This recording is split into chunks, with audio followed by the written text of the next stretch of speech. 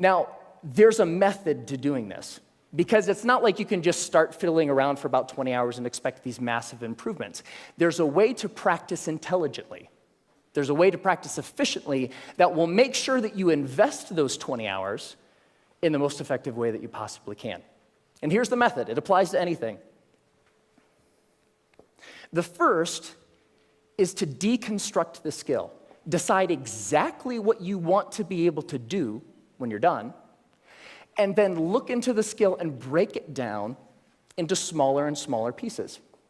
Most of the things that we think of as skills are actually big bundles of skills that require all sorts of different things. The more you can break apart the skill, the more you're able to decide what are the parts of this skill that will actually help me get to what I want, and then you can practice those first. And if you practice the most important things first, you'll be able to improve your performance in the least amount of time possible. The second is learn enough to self-correct. So get 3 to 5 resources about what it is you're trying to learn. Could be books, could be DVDs, could be courses, could be anything.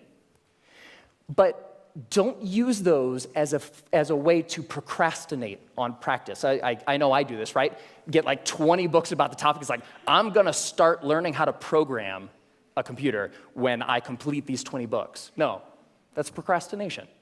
What you want to do is learn just enough that you can actually practice and self-correct or self-edit as you practice. So the learning becomes a way of getting better at noticing when you're making a mistake and then doing something a little different. The third is to remove barriers to practice.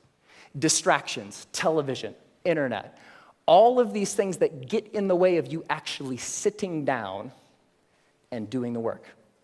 And the more you're able to use just a little bit of willpower to remove the distractions that are keeping you from practicing, the more likely you are to actually sit down and practice, right?